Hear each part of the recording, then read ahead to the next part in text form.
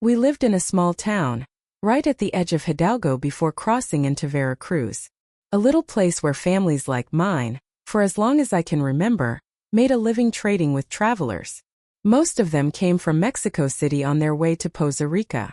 Once that road was always busy. But over the years danger took over and the traffic faded. Now people prefer to take a plane. That shift changed everything for us, the way we lived, the way our days went by. You could walk down any street and see empty houses, abandoned long ago.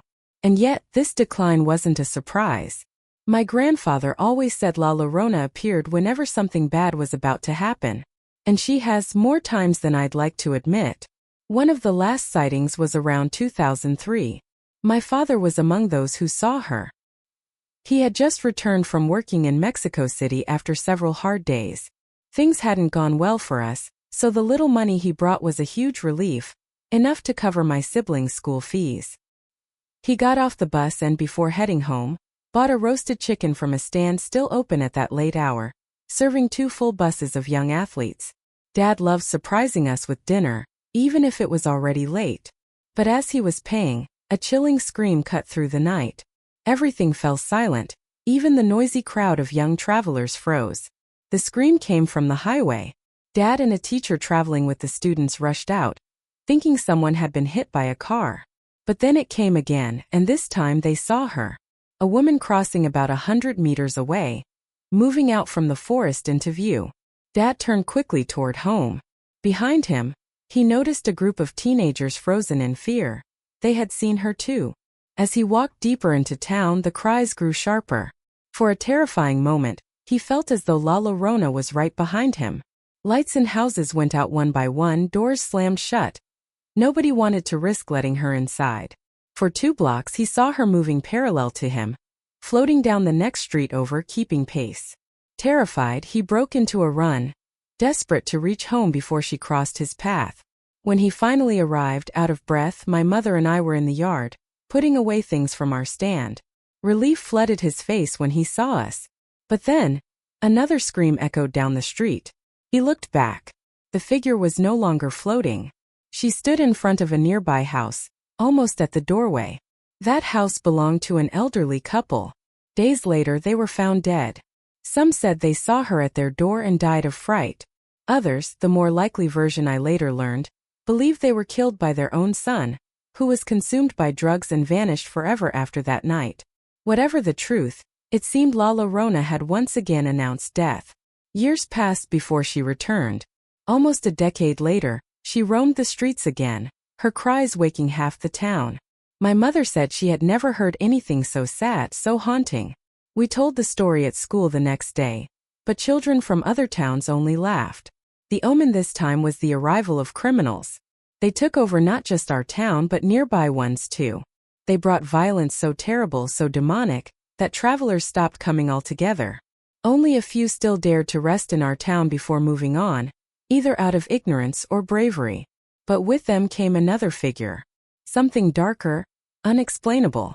People began speaking of a demon. Yes, a demon, that prowled across rooftops laughing manically. They described it as thin with dull red skin, small horns and a stench like sewage. A horrifying figure that leapt from roof to roof.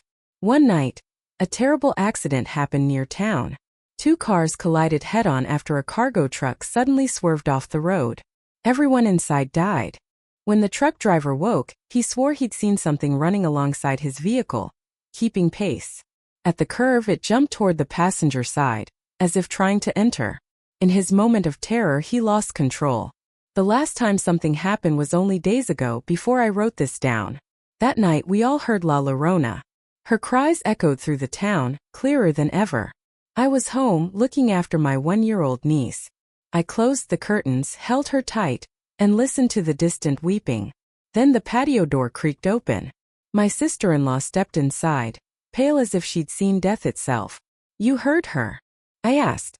"Shut up. I think I saw her," she whispered, clutching her baby. Before I could ask more, a demonic laugh thundered from above, followed by the sound of footsteps running across the roof. At first, I thought it was a man from the town trespassing, and anger surged through me. But then came the stench, disgusting, nauseating like rot, and I nearly vomited. Later that night, when my parents and brother came home, we rushed to tell them. But they already knew. Outside Don Marcos's house, half the town had gathered. They had all heard La Llorona's wails. And above the rooftops, the demon had chased her cries, leaping until it landed on Marcos's home at the very edge of town. Marcos, machete in hand, charged outside. He swore he saw it. A red figure with horns grinning at him in his own yard, barely a meter away. Even in his old age, Marcos swung at it with all his strength. But the creature only laughed louder, dodged every strike, and leapt back to the roof before vanishing into the night. Now we live in fear. Fear of those cries in the dark, of footsteps on the roof, of glowing eyes watching us as we return home late. And worst of all, fear of what La Llorona's latest warning means. Friends, that is the story Jamie from Veracruz shared. A special one indeed, because while La Llorona's tales are told all across Mexico and Latin America, rarely do we hear of her appearing alongside something else. Something even darker. Stay tuned, Jamie promised to keep us updated.